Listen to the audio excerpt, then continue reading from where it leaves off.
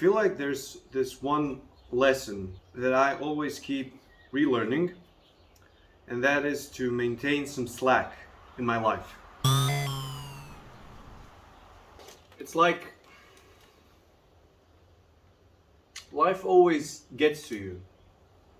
Not life in particular. Life is a collection of things that are out to get you and things that aren't out to get you. But life always finds a way to get you unless you have proper precautions. This video is partially personally motivated, but um, also I want to talk about it from a more objective perspective, like separate from my own personal experience. In the sense that I feel like the concept of Slack, while somewhat known in within these rationalist circles that I visit online, isn't that popular in popular culture, in mainstream culture, and I think it actually should be. It's a very important concept.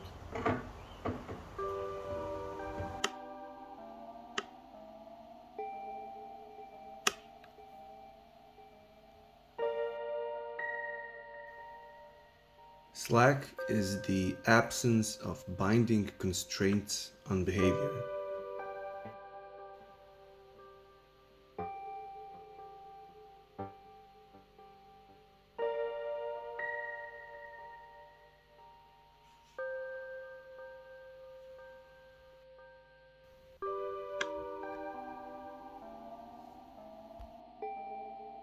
Slack is when you have redundancies, when you're not pressed all the time, when you're not bound by a million constraints, a million tasks, a million obligations. Slack is necessary. Without Slack, you are always in a state of emergency. Everything is rushed, nothing ever stops, and you always have to give more.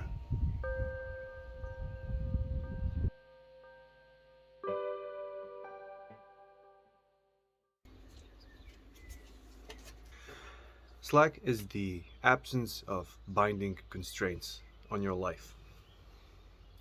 Slack means just having resources that are not tied down to any particular use and that aren't intended to be tied down to any particular use. Slack is when you have free time that's not already used up for some useful or not really useful purpose, or when you have spare cash that serves like a shock absorber in case of a shock or in case of an emergency. When you're not totally spent all the time, that means having some slack, and that's very important. Even if you're if you're an optimizer, if you're a type of person that if you're a type of person that prefers using everything as much as possible and just squeezing out efficiency out of things, even in that case it's wise and more efficient to maintain slack, because when an emergency happens, an unplanned event, something that requires you to push harder, to invest more effort, more energy, more money, more time, more resources.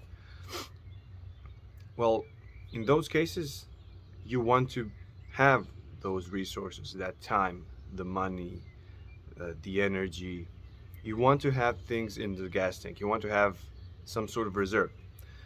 And so the thing about Slack is that it's socially, um, it's almost socially unacceptable to have Slack, in the sense that you, like, slacking off, the term is, you know, negative.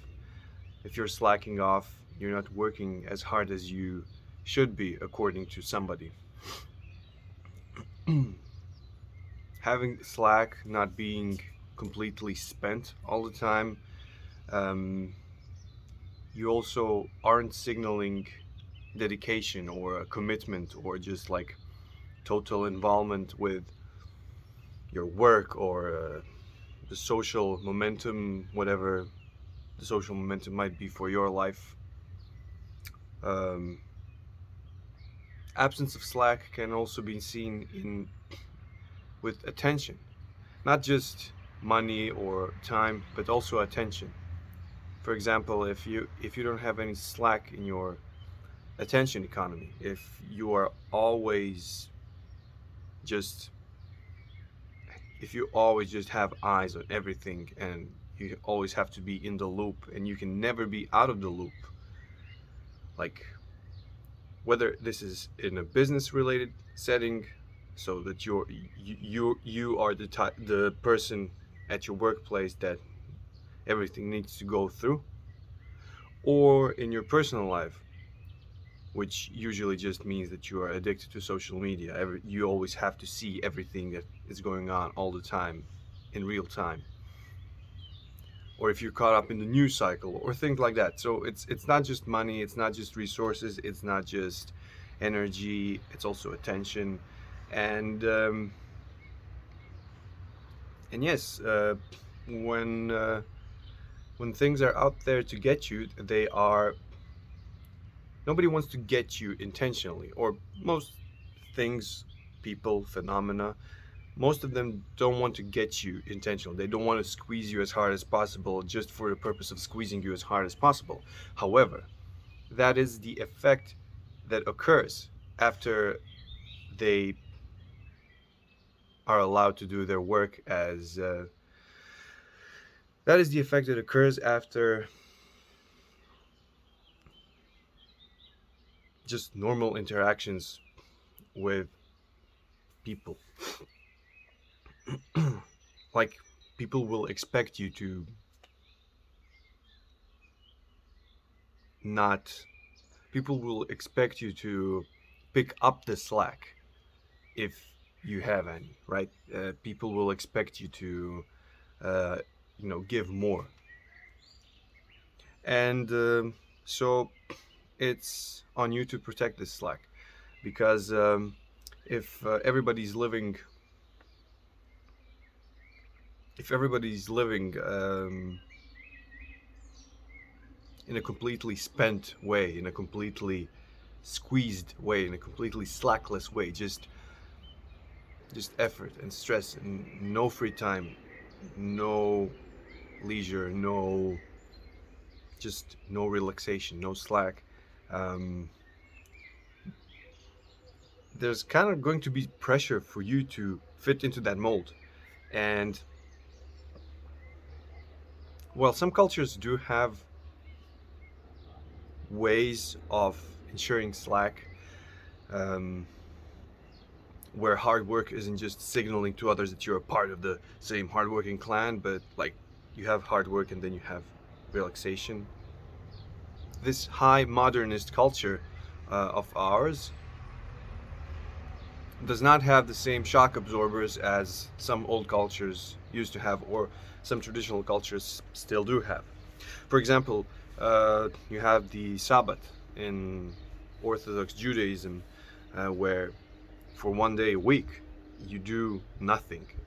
You don't light a fire, you don't operate electrical equipment, you don't handle money. How come you don't roll on Saturday, Walter? I'm Shomer Shabbos. What's that, Walter? Yeah, and in the meantime, what do I tell Lebowski? Saturday, Donnie, is Shabbos, the Jewish day of rest. That means I don't work. I don't drive a car. I don't fucking ride in a car. I don't handle money. I don't turn on the oven. And I sure as shit don't fucking roll!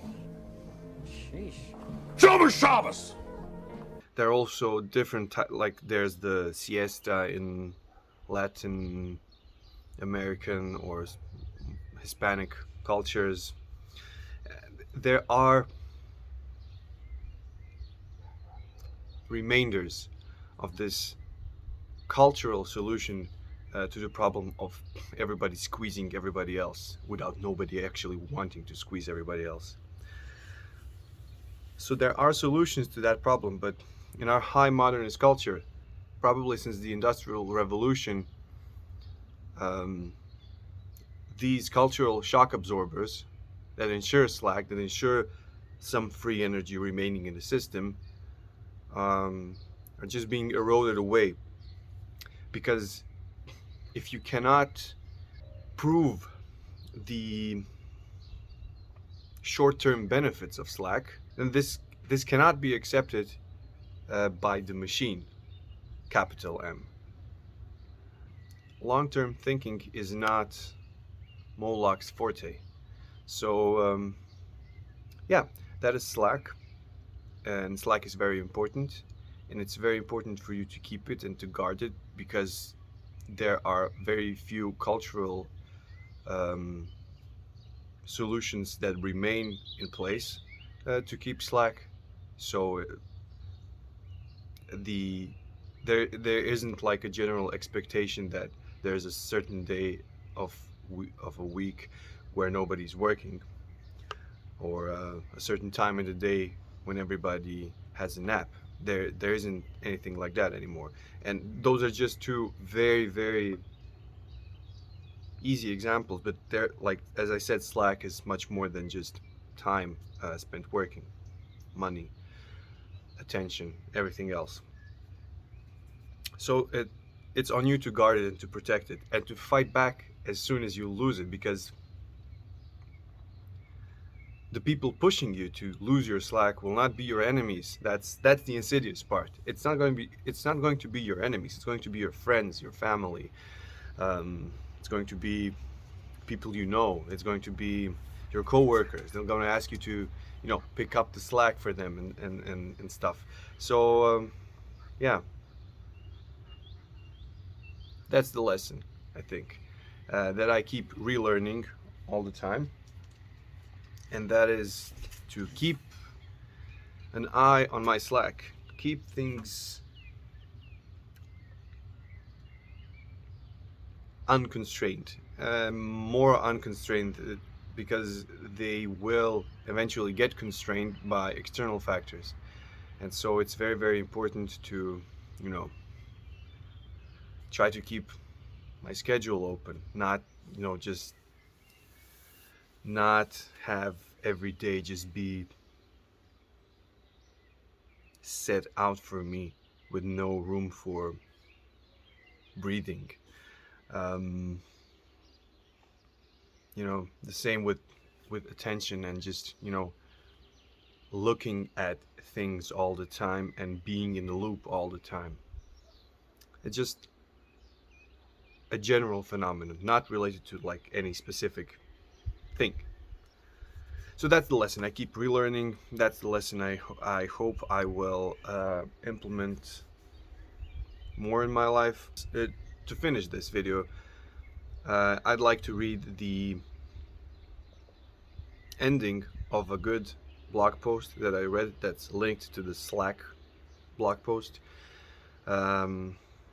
Sabbath hard and go home.